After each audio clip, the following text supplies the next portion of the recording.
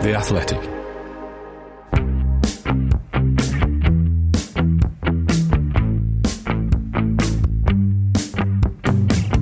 Hi folks, welcome to the Athletic FPL podcast for the 2021-22 season. I'm Mark McGettigan. You can find me on Twitter at FPL General. Long-time listeners will have noticed that the name of the podcast has changed, but don't worry, that's all that is changing. The podcast will follow the same format as last season, and the 59th minute guys will still get their shoutouts. These pre-season podcasts may be a little longer than the regular episodes. If you're a first-time listener, thank you first of all for checking it out, and I hope it helps you to achieve your FPL goals this season. Once the season has begun, this podcast will drop every Tuesday, and it will be roughly 30 minutes long. I always aim to keep it short and concise so that it's easy to consume, especially for those of you who have busy lives and don't have time for the longer podcasts. There's also going to be a short episode every Friday this season, which will be around 10 to 15 minutes. A lot can change between Tuesday and Friday in the FPL world, so it'll be good to have that second episode each week to discuss the latest information. If you haven't hit the subscribe button yet, do it now so that you don't miss an episode. The format for the Tuesday episode, once the season begins, will be the same as last season. It'll start off with the headlines from the game week, a short game week review, shoutouts to those dreaded 59th minute substitutions, a watch list update, answering questions from Twitter, and I always finish with captaincy and transfers for the upcoming game week. I am hoping to add a stats section to the podcast this season as well, but I'm probably going to give it maybe 3 or 4 game weeks, get some information, and then introduce that at a later date.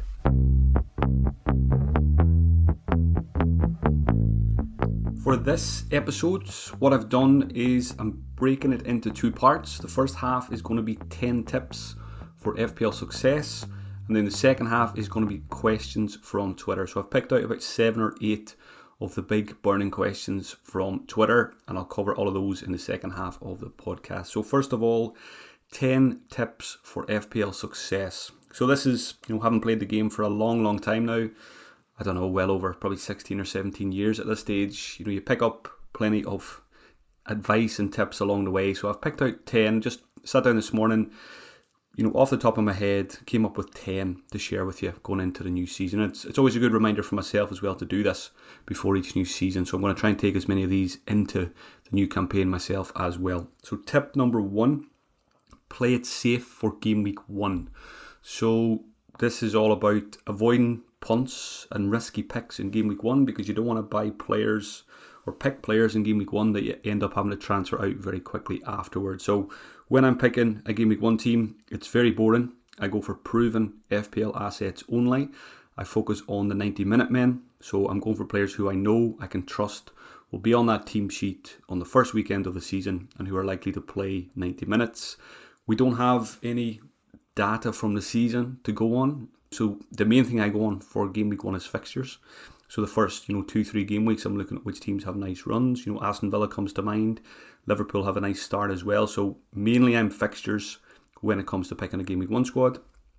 The main thing when you are building that initial squad, you've got to have flexibility in there. You've got to have a flexible team structure using price points. So you'll hear a lot of people talking about price points, basically setting up your team in a way that makes it easy to make future transfers. So for example, you don't want to have loads of money in your 2 goalkeepers, or you don't want to have loads of money in your 3 strikers. You don't want 3 10 million strikers, because then it makes transfers later very, very tricky. So when you finalise your game week 1 team next Friday, one of the things you should ask yourself is, how flexible is this team? Will I be able to adjust to the season? Because there's going to be players emerging that no one's talking about now. There's going to be players that a lot of us pick in game week 1 who disappoint us. So it's all about being in a position to be able to move quickly when that does happen. So you're looking at probably spreading your budget across all 4 positions. I like to spend 8.5 million on the goalkeepers, for example, so a 4.5 million starter and then just a 4 million guy for the bench. I don't bother with rotation. It's never really worked for me in the past. I like the cheap strikers, so I'm probably going to have 3 strikers between 6 and 8 million this season. So things like that, it'll leave me flexible for when it comes to making my transfers game week 2, game week 3, game week 4. So play it safe for game week 1. Don't try to take too many risks. Don't buy too many players that haven't played in the league before. Don't buy too many players who are coming up from the promoted teams.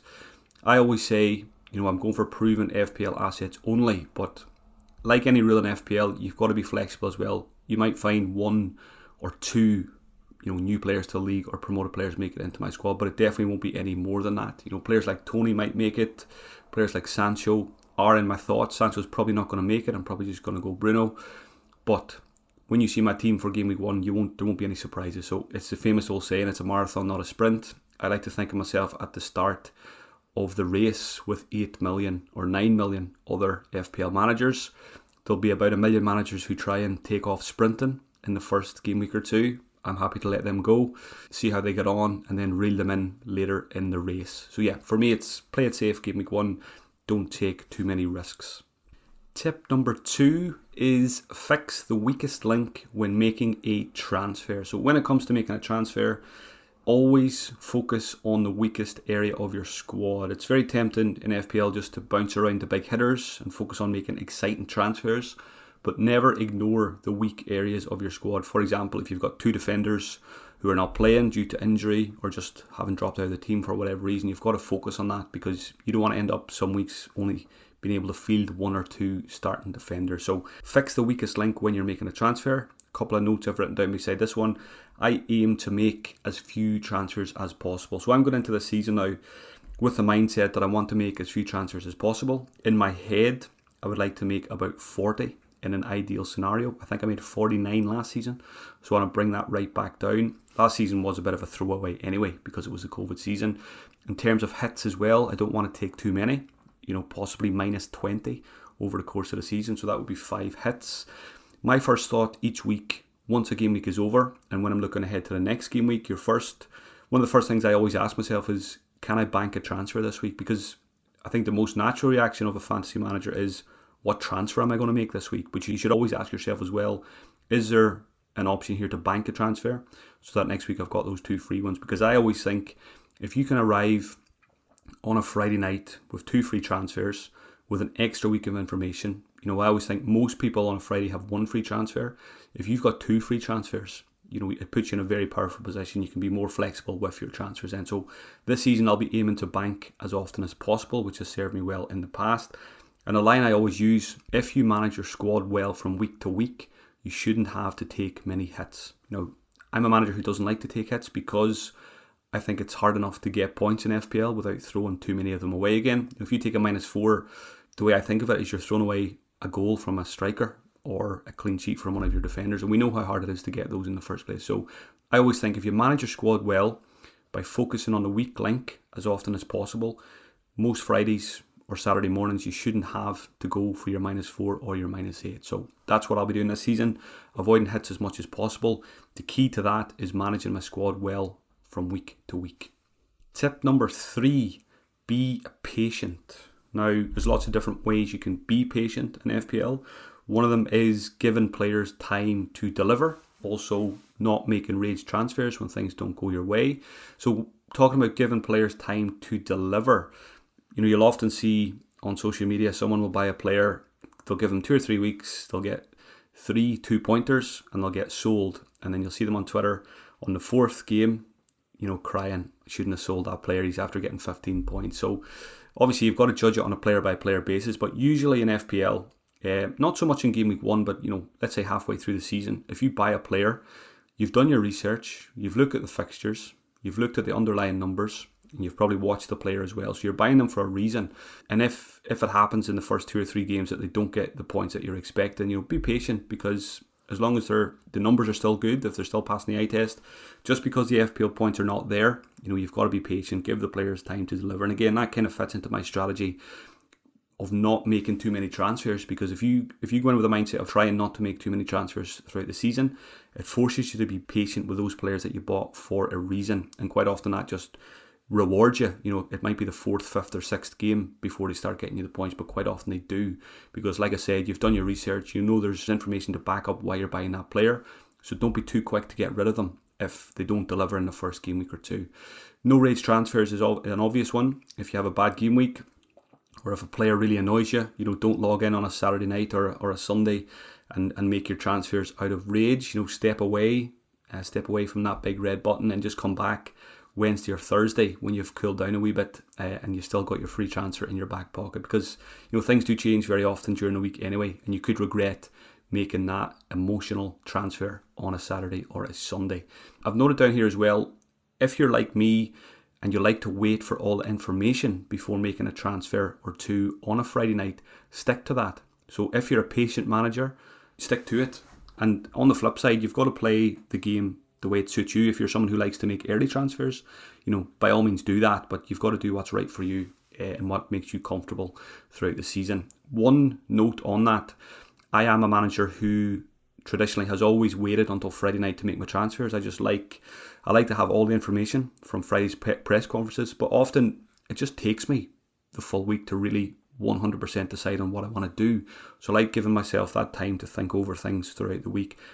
There is a caveat to that though, especially if you're new to FPL. What you'll notice in the first maybe 3 or 4 weeks of the season, maybe even a little bit longer, the transfer market is absolutely crazy because you've got so many active managers, 8 or 9 million. Everyone's making moves, which is driving player prices up and down a lot faster than it will happen later in the season. So even though I'm a manager who makes my moves traditionally on a Friday night, what you'll probably find is in the first 2 or 3 game weeks of the season, I'm more open to making a transfer early in the week, whether it be a Sunday night or a Monday night, because quite simply, you can get left behind on certain players. If someone bangs in a hat-trick on game week 1, there's a good chance they're going to be 0.3 million more expensive by the time game week 2 rolls around. So I'm open to making early transfers in the first maybe 3 or 4 weeks of the season, and then I tend to slow it down and I go back to my traditional Friday night moves. So yeah, that covers patience. Tip number 4, use the watchlist feature. So on the FPL website, if you go to the transfers page, you'll see a drop down arrow that says all players. If you click on that all players box, you'll see another option which says watchlist. And obviously if you've never used the watchlist before, when you click it, there won't be any players there. But what you can do is you can click into any player on the FPL website. Let's say you click into Andy Robertson at Liverpool. At the bottom of his profile, it will say add to watchlist. So if you press that button, if you then go back to your watchlist section on the transfers page of the website, you will see your list of players that you've added to your watchlist. So this is something I've been doing for a long time, and I think it's played a part in my success over the years, because what it does, it helps you to really hone in on those players that you're interested in. It helps you to avoid bandwagons. Let's say, so for example, on a Friday night when I go to make my transfers, what I do is I have my team in front of me. I don't look through the whole list of players on the FPL website. I just click on watch list. There might be maybe 25 or 30 players that are on that, and that's where I make my transfers from. I never buy a player unless they're on my watch list. So it really just gives you tunnel vision, helps you to avoid maybe the crowd or the noise on social media or on fantasy football forums and stuff like that. So the watch list feature is really helpful and really useful. And basically what you do, it's different at the start of the season because I've obviously got a lot of players on my watch list, but I always do try to keep it at around 25 to 30 players during the season. I don't bother putting goalkeepers on it because it's a position I don't want to change at any point unless I'm wildcarding. So each game week, once the game week's finished, once all 10 games have been played, what I do is I go to the FPL website, I go through team by team. So I start with Arsenal, Aston Villa, just go alphabetical order, and I sort by round score. So it shows me what they've scored in that particular game week. And I go through it, and if someone catches my eye who I'm interested in, I add them to my watch list. And then I also remove players from my watch list as well if I'm no longer interested. It might sound like it's time consuming, but it's not really. You can once you do it a couple of times, you can fly through the watch list, update in probably 15 or 20 minutes. And it's nice to have that list of players then at the end that you are interested in. And then come back to that on Friday when you're making your transfers. It can save you from falling into traps. Tip number 5, make a captaincy matrix. Now I can hear you screaming back into the headphones, what does he mean, a captaincy matrix? So this is something I started doing probably just 2 seasons ago, maybe even just the start of last season. It was a great idea I got from the guys on the FPL Black Box YouTube channel, which is very good. You should check that one out. So basically what it is, you look ahead, you pick a certain amount of game weeks. For example, let's say the first 8 game weeks of the season. You go through each game week's fixtures and you pick out who you think is the best captain for that game week. And you might even pick more than one. You might want to pick out the best 2 captains for each game week. Do it on a spreadsheet or do it like me, good old-fashioned pen and paper. What it does, it makes you realise who the best captain is each game week, or best couple of captains for a certain time frame. It will make you realise, right, I might need to buy that player if he shows up quite a lot in the captaincy matrix, or it might show you a time where you can possibly sell one of your captaincy players if he's not showing up quite often in the captaincy matrix. So basically just visualises the fixtures and captaincy for let's say the first 8 game weeks of the season.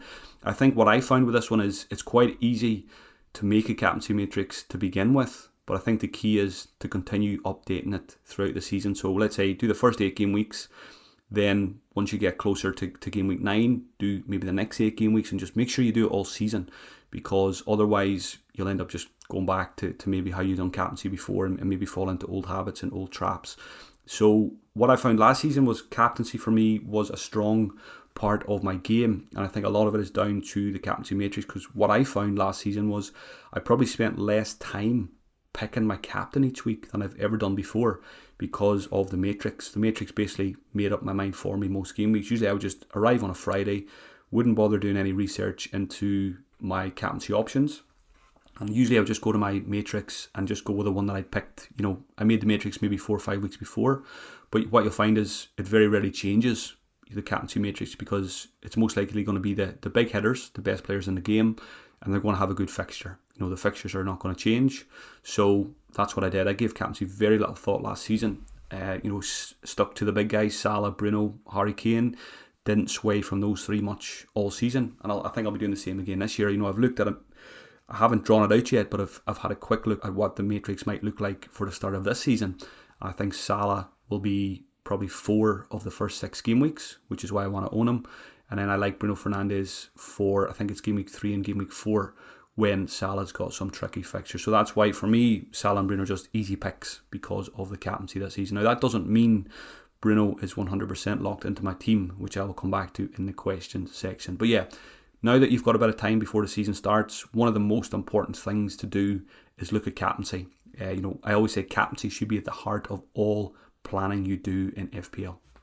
Tip number 6, don't let player ownership influence your decisions too much. Now, when I typed this out first, I wrote down, don't let player ownership influence your decisions, but then I added too much, because nowadays it's impossible to completely avoid player ownership. I try and do it as much as possible, but it's in your face all the time. It's on Twitter, it's on podcasts. So, anyone who's serious, who takes FPL seriously, you're going to have an idea. You almost guess what a player's ownership is at any point of the season. But the key is not to let it influence you too much. So my notes on this one, try to avoid ownership as much as possible, because it just leads to FOMO. So FOMO is the fear of missing out. If you see a player who is 50% owned and you don't have them, you'll feel like, right, I need to get this player because he could hurt me. But that's not the case. You might just not have as much faith in that player as someone else, or there might be someone you like more. You've got to stick to your guns, and don't let fear rule your transfer decisions. A couple of more notes here. When you finalise your Game Week 1 team next Friday, go through each of the 15 picks and ask yourself, is this player in my team because I really want him, or is it because his ownership is high? In other words, did I pick this player, or did the crowd pick him for me? If it's the latter, replace him with a player that you want to own. So I'm someone who doesn't like to pick promoted players in my Game Week 1 team. There's one of them in my latest draft, Ivan Toney. He's in a lot of drafts. His ownership is extremely high. So that is a question I am going to be asking myself next Friday. Is Toney in my team because I want him? Because I think he's going to do well? Because I think he's a good price point? Or is he on my team quite simply because I've been on Twitter for the last couple of weeks and I'm seeing him in every team? So that's a good example. So that's a big decision I need to make myself next week. Toney in or Toney out. So yeah, don't let player ownership influence your decisions too much. Try not to get blinded by ownership. Tip number 7. This is more towards new managers to the game. Keep the chips for the second half of the season. So if you're a new FPL manager, you'll see these shiny chips, bench boost, triple captain and free hits. And the temptation is to play them early to maybe get off to a good start, but it's better to keep them for the second half of the season, because there will be occasions where we have things called blank game weeks and double game weeks. A blank game week is when there's less than 10 fixtures in a game week, so some teams won't play. And then you've got your double game weeks where we could have 15 fixtures in one game week where teams play twice. So that is when the chips are better served for. So I always just go into the season and forget that I have the chips until after Christmas. Tip number 8, manage yourself as well as your team. So I always think there's two things you've got to do in FPL. You've got to manage your team. So you've got to make your transfers and pick your captains and all that kind of stuff. But probably more importantly, you've got to manage yourself, manage your emotions, and manage how you play the game and your approach to watching the Premier League while you're an FPL manager. So a few notes here. Take the steps that are required in order to enjoy this game as much as you can. For example, if you're finding you're not enjoying the game as much as you should be, you can do things like limiting social media use, especially on match days. So, for example, this is what I do quite often.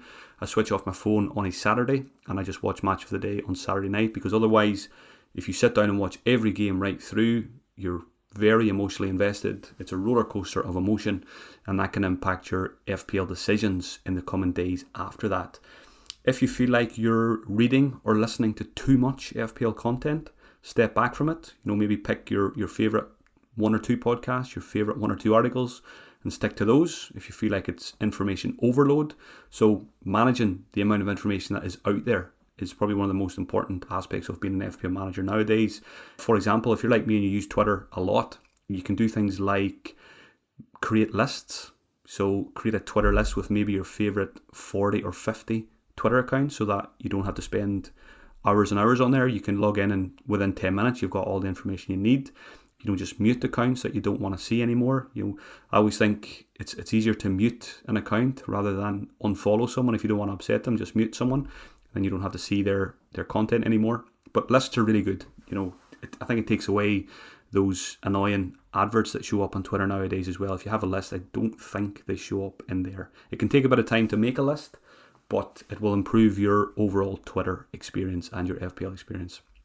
I've also said here, this is something I do every season. I haven't done it yet. So make a list of your golden rules / your strategy for the season before game week 1 and post it somewhere that will force you to read it often. So for me, I've got a little box room that I've turned into an office for all my FPL work. So on the wall, with a bit of blue tack, I will be posting an A4 sheet of paper that will have my golden rules for the season and my overall strategy for the season. And what I always do then on a Friday before I press confirm transfer, I just have a quick read through that, and quite often it changes my mind, or it helps me just to really, if I'm 50-50 on a decision, I'll look at the wall, I'll read through my notes, and that will help me or remind me what my strategy was going into the season. Because it's all well and good having a strategy going into the season, but we know what FPL's like. It sweeps you along like a wave, and sometimes you've just got to remind yourself. So I like having that reminder somewhere that's always visible to me when I'm on the laptop or on the computer or whatever it is. So I find that very useful as well. And I update it every season. My golden rules and my strategy is never word for word the same each season. I do tweak it slightly. So hopefully I'll have that written out before next week's episode, and I can actually just share what it is with you for this season. I've noted down here, final point here on tip number 8. If FPL impacts your mood on a Saturday, recognise that and act upon it so that it doesn't happen again. So this is very, very important. Whether you're new to FPL this season or whether you're like me and you've been playing it for most of your life, it can suck you in and it can really annoy you if you take it seriously. But you've got to be big enough to recognise that it is impacting your mood, and you've got to act upon that. So going back to the first point, take the steps that are required in order to enjoy this game as much as you can, and only you can know what is right for you. But the key is recognising it. So, for another example I do is, I've obviously got a lot of apps on my phone that are related to work and FPL, but I use a free app called Stay Focused, and basically you can limit certain times of when you can log into an app. So for example, my phone doesn't let me log into any apps until 10 a.m. and then you can set it, for example, at 5 p.m. that it logs you out and you can't get back in until the next day. So little things like that, and that doesn't just go for FPL. I think most of us use our phones too much nowadays. Little apps like that are really, really handy. And number one, it's scary. It makes you realise how much you're actually on your phone. It shows you how many times you've launched Twitter in a day, for example, and just seeing that is enough for you to take a little step back. So yeah, use those little things to manage yourself well, because if you manage yourself well, there's a better chance that you'll manage your FPL team well as well. Tip number 9, reflect on the decision-making process rather than the outcome. The Premier League is a very unpredictable league. Anything can happen. Norwich could go out and beat Liverpool 1-0 on the first weekend of the season. Hopefully that doesn't happen, because it'd be a pretty depressing start to our seasons. But when things don't go your way, don't focus on the game itself, the 90 minutes, what happened in the game. Think back to your process before a ball was kicked, because once the deadline comes, you are no longer in control. I mean, we're never really in control as FPL managers. We like to think we are, but we're not really. And if things don't go your way, don't get too downbeat, because more often than not, your decision on Friday night or Saturday morning was probably a pretty good one. There's lots of logic behind it, but that doesn't mean it's going to be a successful decision. There's a lot of luck involved in this game, probably more than we would like to admit, especially people like myself who've done well and play it very seriously. There's a lot of luck in this game. You've just got to try and set yourself up to be as lucky as you can be. So yeah, always focus on the decisions you made before the game week deadline, rather than focusing on the outcome of those results at the weekend. Final tip number 10: don't be stubborn. Back in my early days of FPL, it probably took me a couple of years to get over this one. Things like not buying a player because you think you're late to the party. So I think a good example of that is Lingard last season, or Gundogan. These guys went on amazing runs, and people who were late to the party will say to themselves, I've missed the boat, I'm not going there. Or they'll just say, I refuse to believe Lingard will continue to score goals, so for that reason, I am not buying him. You can't be stubborn in FPL.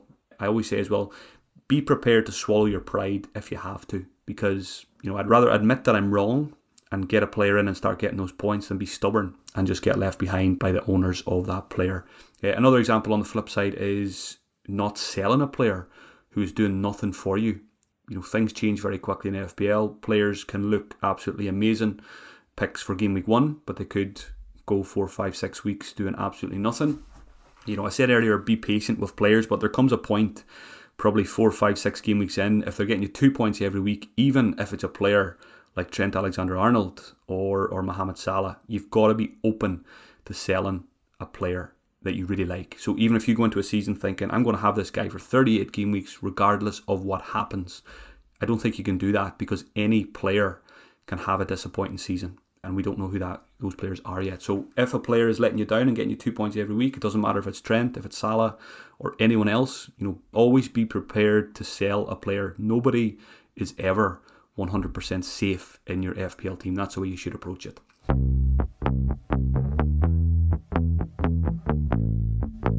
So there's 10 tips going into the new season. I'm going to get into some of the Twitter questions now. First question comes in from Fish FPL.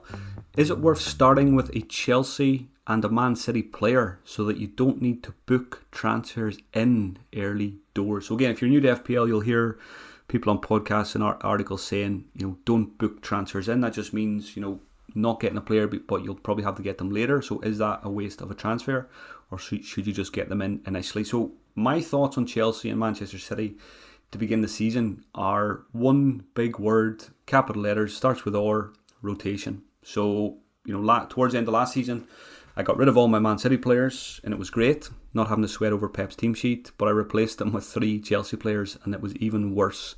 So I'm quite happy to start the season without any Chelsea or Manchester City players, and just see if it emerges that some of them are more nailed on than others.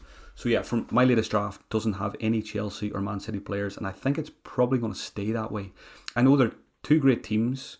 Both teams will score plenty of FPL points, but trying to pinpoint which players are going to do so is very, very tricky. So I'm quite happy to let those slide to begin with, and I won't look to buy Chelsea or Manchester City players until at least game week 2, game week 3, when we have a bit of an idea of what Tuchel and Guardiola are going to do. So yeah, for me, I think it's absolutely fine to go without them. I can see the argument on the flip side. For example, if you think Chilwell is going to be an amazing asset this season, just get him game week 1. But for me, I'm happy to go without. Question from Matt Halliday.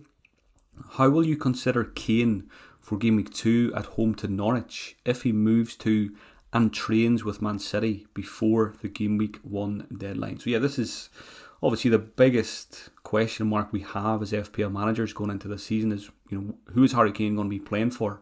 And is he going to break the game if he joins Manchester City? Because if he joins Manchester City, I think he's going to be an auto-captain for a lot of managers this season. So my current thinking on Kane is, I don't think I'll have him in game week 1, regardless of whether he's at Spurs or Manchester City. I just really like the strikers this season, between 6 and 8 million. So even if Kane moves to Manchester City, I don't think that's going to force me to go in and change my plans. Yes, if he's at Manchester City, obviously that game week 2 fixture at home to Norwich looks amazing for captaincy, but I'm pretty sure Salah has a pretty good fixture. Maybe Burnley off the top of my head, game week 2 as well. So I think there's a pretty good captaincy there in Salah. So yeah, I don't think I will own Harry Kane for the first couple of game weeks of the season, and it might be a case of maybe I won't own him until I play my first wildcard, whether that's early or towards the middle of the first half of the season. So yeah, Kane is not in my thoughts, but maybe if I log into the FPL website in a couple of days' time, and if he's wearing a sky blue shirt instead of a white shirt, maybe that will change my thinking. But at the moment, I don't have plans to go for Harry Kane. Question from Mark Cram. As no player is essential, how necessary is Bruno? I've had him in all my drafts, but recently downgraded to Son and used funds to improve elsewhere, which I think I prefer. So I mentioned Bruno earlier. I think Salah is essential because there's a lot of good captaincy fixtures in those first 6 game weeks for Salah, at least 4. Bruno, I don't think the case is as strong for Bruno as it is for Salah. He's not essential. I think there's a very good chance I'll go with him just because that captaincy rotation with Salah does look fine for the first couple of game weeks, but I haven't made a draft yet without him, and I will do it this week or next week. I'll build a couple of teams without Bruno like Mark has done here. I think Mark has answered his own question because he said he got Son instead, improved with the cash elsewhere, and he thinks he prefers it. So if it feels right to you, yeah, you don't need Bruno, especially if you think you're only going to captain him once or twice, let's say in the first 8, 9, 10 game weeks. There's a strong case to be made. Use your cash elsewhere, get someone like Son, and just hope that it works out. So yeah, I think it's fine. I'm not 100% set on Bruno, so I'm looking forward to building a couple of teams without him and see how it feels. I was reading a good article on The Athletic this morning actually about the slight tweaks they're making to the rules this season in terms of penalties and VAR and stuff like that. So I think there was 125 penalties in the league last season, which I think was a new record. I think it was 92 penalties the season before. So they want to bring that number of 125 back down this season, so I think we're going to see less penalties this season, which again is probably not good news for Bruno Fernandes. So that is something that's playing on my mind a little bit as well, because if his number of penalties does drop, obviously he's probably not worth 12 million in unless you're going to captain him very, very often. So Bruno, yeah, it's a tricky one. I think it's going to be one of my biggest decisions. Do I go with him or do I go without him? And at the start of the season, there's no right or wrong answer there. As Mark says here, the most important thing is do what feels right. If going with Bruno feels right, pick him. If you prefer a team without him, go with that one. Question from Alex Ball. The template is strong to start the season, which is fine. The most interesting position seems to be the 6.5 to 7.5 midfield spot. Rafinha aside, who would you have if the season started tomorrow? Alex mentions Greenwood, Jota, Harvey Barnes and Buendia. So I do think Rafinha is possibly one of the most underpriced players in the game. So there's a very good chance he'll be in my squad. It kind of goes back to that Manchester City-Chelsea question earlier. If I think Rafinha is underpriced, should I not just put him in game week 1 and hopefully keep him for the season? Some people are saying, Leeds have tricky fixtures to begin with. I think they've got Manchester United on the first day. Do I go without Rafinha and then come back to him in 3 or 4 game weeks' time?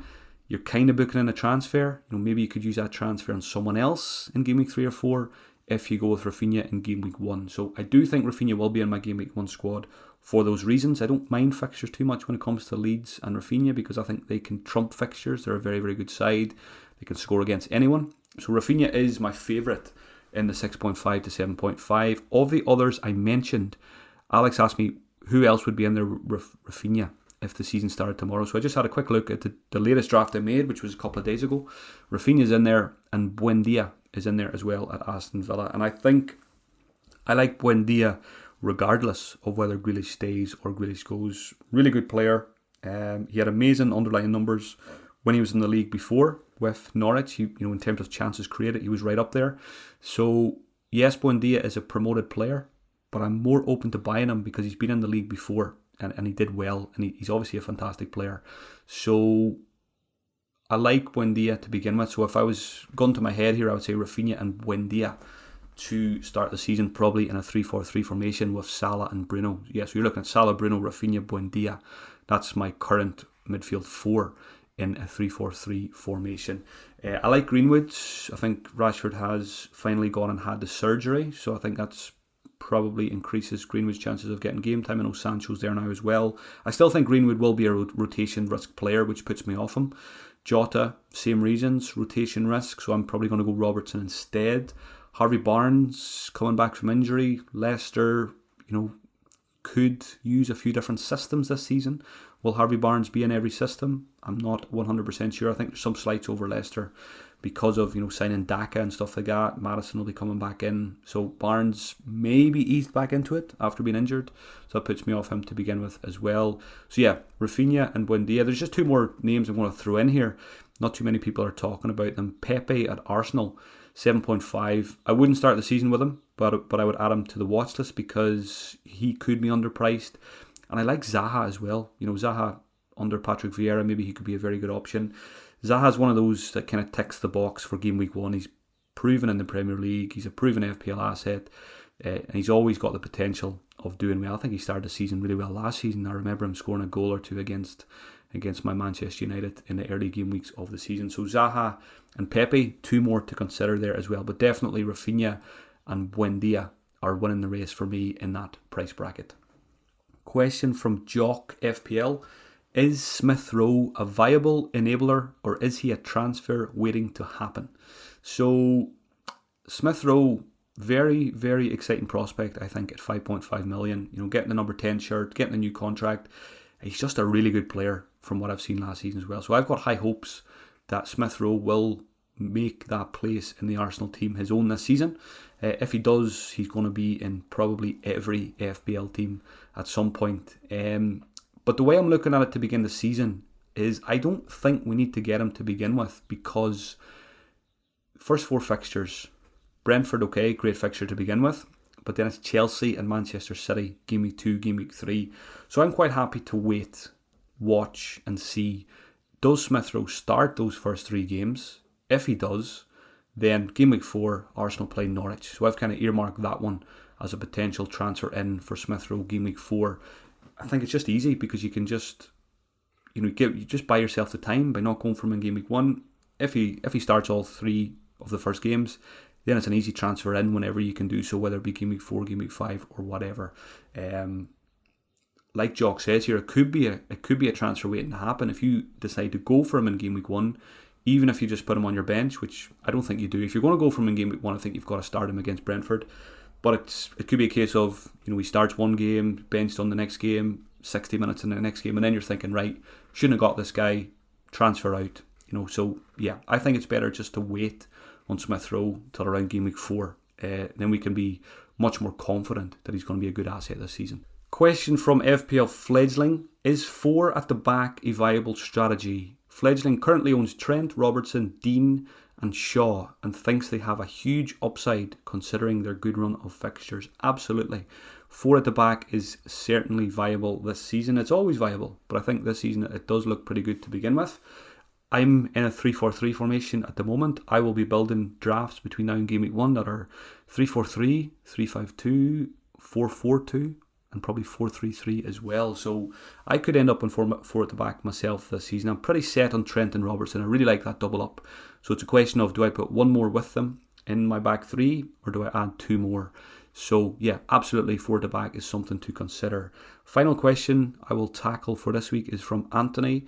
How many non-playing bench players would you advise for at the start of the season, taking into consideration players that are not nailed to start and COVID, which is already affecting teams' pre-season schedules? Yeah, we hoped COVID would be well behind us at this point for this FPL season, but it's still there, and it could still cause us a couple of issues, but hopefully not as many as last season. So I'm not really thinking about COVID too much when I'm going into building my game week 1 squad. I think my approach is going to be the same as it always is. I don't want to have any more than 1 player in my squad who doesn't play. So ideally, I want to have 15 to play. Not 15, 14, because I don't mind my goalkeeper being a non-playing 4 million keeper. I just always pick 1 keeper, play them every game week. But when it comes to the 15th spot, 3rd bench, I don't mind that being a 4 million defender. And hopefully, even if it's not game week 1, hopefully at some point we'll get a 4 million defender who plays. They don't even have to play every week, but if they're getting some starts, that's the player I'm probably going to have as my 15th player. The setup I have at the moment is a 3-4-3. So you're looking at probably a 4.5 million defender as your first sub, and then a 4.5 million midfielder who will play every week. So someone like Billy Gilmore or Brownhill at Burnley look pretty good options there. You're not expecting anything more than 2 or 3 points from those guys every week, but hopefully a few better options will emerge in those bargain basement positions. So yeah, when I'm setting up my game week 1 team, there won't be any more than 1 player who doesn't play. So that's probably going to be a 4 million defender. So yeah, that's my advice on that one. Thank you for the questions, folks. If you want to get your question featured on the podcast at any point during the season, just keep an eye out. Usually on a Monday, I'll just put a tweet on Twitter at FPL General asking for questions, and I just pick out the best ones each week. Thank you for taking the time to listen to this episode. I hope you enjoyed it. I hope you find it useful as you tinker for the next couple of days. If you'd like to support me as a full-time fantasy manager, check out patreon.com/FPL General, where you'll get extra content and podcasts throughout the season. There's a few up there already, and there's a new Slack channel set up for subscribers as well.